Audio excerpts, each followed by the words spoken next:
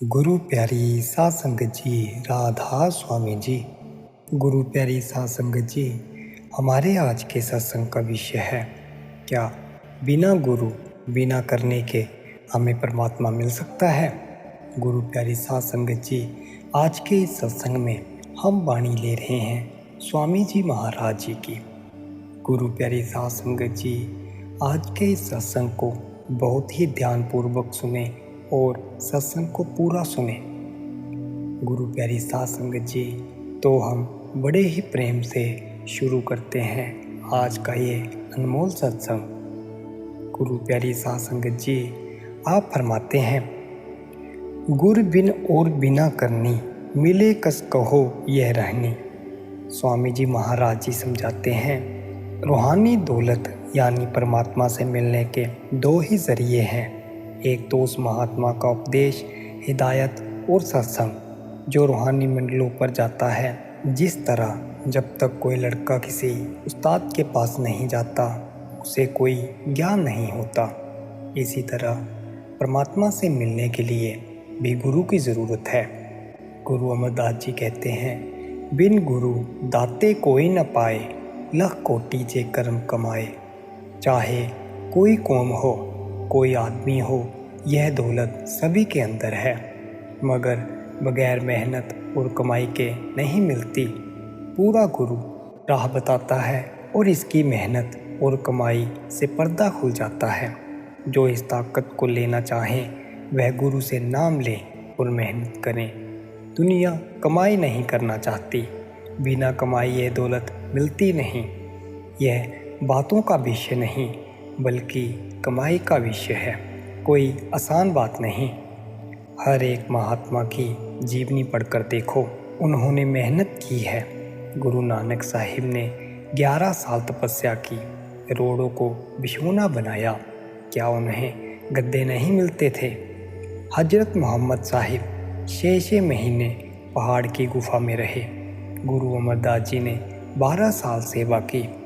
72 से 84 साल की वृद्ध अवस्था में पानी ढोया। किस किस का नाम लिया जाए, सभी ने कमाई की है, तन मन धन कुर्बान किया है। नाम बातों के ज़रिए नहीं मिलता, न बाज़ार में मिलता है और न खेतों में उगता है। यहाँ मजहबों का सवाल नहीं, कुर्बानी का सवाल है। आदमी में कुर्बानी का जज्बा होना चाहिए। जिन्होंने कुर्बानी दी, फल ले लिया। जो करेंगे ले लेंगे, यह जीते जी मरने का मजमून है।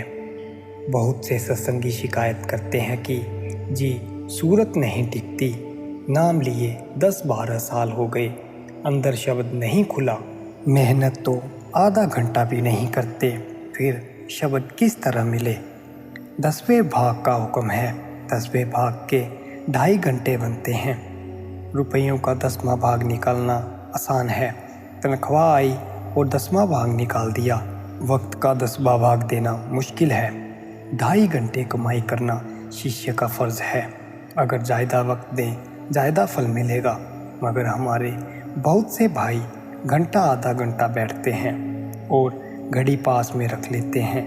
यह ध्यान घड़ी का हुआ या नाम का, यह मेहनत की चीज़ है। अगर सूरत शब्द के साथ जुड़ जाए तो कई घंटे गुजर जाने पर भी खबर नहीं होती। चाह अनुराग जिस होई, भाग बढ़ गुरुमुखी सोई। कहते हैं, जिसे मनुष्य जन्म पाकर उस बादहु लाशरीक से मिलने का शौक़ पैदा हो गया, परमात्मा से विशाल का पक्का ख्याल हो गया, उसके बड़े ऊंचे भाग्य हैं। क्योंकि मनुष्य जन्म ही मुक्ति का दरवाज़ा है और कोई जन्म है ही नहीं। यह अशरफुल मुखलुकात है। इसके अंदर करोड़ों खंड ब्रह्मांड और लोलाख हैं। सभी महात्मा, सभी किताबें यही कहती हैं कि तेरे अंदर ब्रह्मांड है।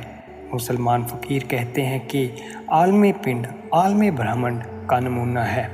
इसके अंदर खुद खुदा है। बाहर से न किसी को मिला न मिलेगा। लोगों ने समुद्रों पहाड़ों को छान मारा, मगर वह नहीं मिला, बल्कि जिसे भी मिला है अपने अंदर ही मिला है। इसीलिए जिसे मनुष्य जन्म में नाम की ख्वाहिश हो, उसके बड़े ऊंचे भाग्य हैं। नाम नामी दो गया अभेदी भेद समझाया। आप फरमाते हैं कि हमने नाम और नामी की कैफियत बयान कर दी है, जो छिपा हुआ रास्ता जाहिर कर दिया है। जो कमाई करेंगे वहाँ पहुँचेंगे। सबके लिए एक ही राह है, एक ही मंजिल है, एक ही हाड़, एक ही चाम, एक ही मास है, एक ही मन इंद्रियाँ हैं, एक ही परमात्मा है। गुरु की मौज में सब कुछ जिसे चाहे करे गुरमुख।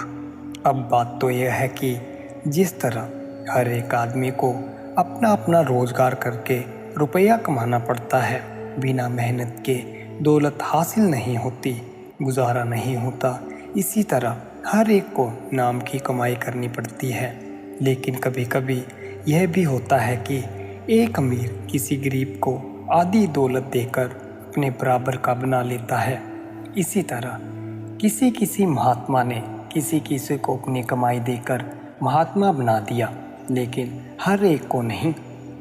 गुरुमुख होए तन धन से, करे फिर प्रीत निज मन से। आप फरमाते हैं शिष्य का क्या धर्म है। कहते हैं अगर शिष्य को पूरा गुरु मिल जाए तो उसे गुरुमुख बनना चाहिए। गुरुमुख किसे कहते हैं? पहले हमारी आत्मा पर यह स्थूल पर्दा है, इसके अंदर सूक्ष्म और उसके अंदर कारण। जब हम किसी महात्मा से उपदेश लेकर दोनों आँखों तक चढ़ेंगे, आगे तुरीय पद आएगा, वह सूक्ष्म देश है और वहाँ हमारा सूक्ष्म शरीर है। उसे पार करने के बाद सूक्ष्म शरीर उतर जाएगा। जब ब्रह्म में जाएंगे तो वहाँ कारण पर्दा है, उसको पार करके पार ब्रह्म 10वें द्वार में जाकर कारण पर्दा भी उतर जाता है। वहाँ अमृतसर है, जिसमें स्नान करके आत्मा नंगी सारे पर्दों से रहित हो जाती है। वहाँ पर इसका अपने नूर 12 सूरज का है। इसके विपरीत यहाँ हम एक सूरज की तरफ भी मुँह नहीं कर सकते। वहाँ जाकर ये कहती है कि मैं आत्मा हूँ।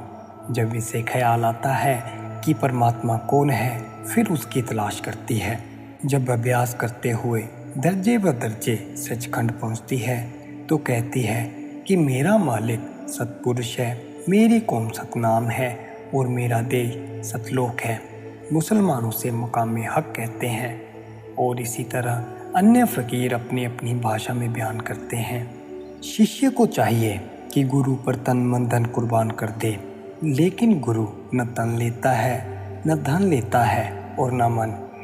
इसका मतलब सिर्फ शिष्य की आत्मा को इन चीज़ों से अलग करना है, ताकि शिष्य के अंदर मैं मेरी ना रहे। गुरु जो हुक्म देता है वही करे। लगे तब जाए सुन धुन से, गए तब 3 गुण तन से। आप फरमाते हैं जब आत्मा दुनिया की तरफ से हटी तो आसमानी मंजिलों पर चली गई, यानी ब्रह्म और तुरीय पद दोनों को लांघ गई। उस वक्त स्थूल सूक्ष्म और कारण तीनों शरीर, तीनों गुण, मन, माया आदि सभी गिलाफ उतर गए। उस वक्त इसका अपना प्रकाश 12 सूरज का होता है। अभी तो यह एक सूरज की तरफ भी नहीं देख सकती। इस पर जो पर्दे पड़े हुए हैं, जब तक ये पर्दे नहीं उतरते इसे कुछ पता नहीं।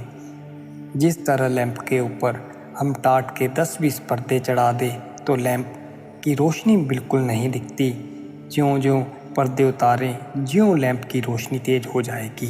इसी तरह आप कमाई करोगे, प्यार बढ़ता जाएगा।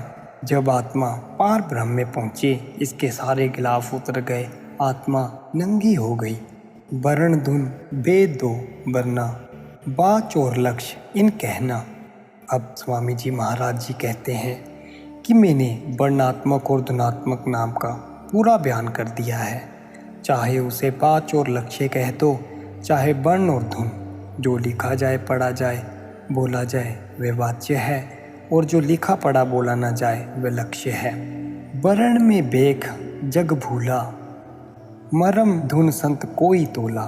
अब कहते हैं कि सारा संसार पढ़ने पढ़ाने, सोचने जबानी जमा खर्च और पाठ करने में लग गया।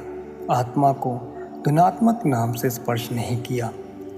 आप देख लो, कोई विष्णु सहस्त्र नाम का जाप करता है, कोई संध्या, कोई गायत्री मंत्र का जाप करता है। रावण 4 वेदों का पढ़ा हुआ था, बल्कि भाष्यकर्ता पंडित भी था। उसके वेद भाष्य के मुकाबले और कोई वेद भाष्य नहीं। मगर नतीजा क्या निकला? इतनी विद्या पढ़कर भी उसने सीता का हरण किया। वही रावण जिसका पुतला बनाकर आप हर साल जलाते हो। इसीलिए चाहे करोड़ों ग्रंथ पढ़ लो, आत्मा अंदर नहीं जाती। दुनिया समझती है कि पढ़ने से मुक्ति हो जाएगी। कहते हैं कि सारा संसार पढ़ने में ही रह गया, अंदर कोई कोई महात्मा ही गया है। गुरु प्यारी साध संगत जी, अगर हमें परमात्मा से मिलना है तो हमें गुरु की बताई राह पर चलकर जो दीक्षा, जो नाम हमें गुरु देता है, उसका भजन सिमरन करना होगा। हमें कमाई करनी होगी। बिना कमाई के हम उस परमात्मा से नहीं मिल सकते। गुरु प्यारी साध संगत जी, हमारा आज का ये सत्संग यहीं पर समाप्त होता है। सभी को प्यार भरी राधा स्वामी जी।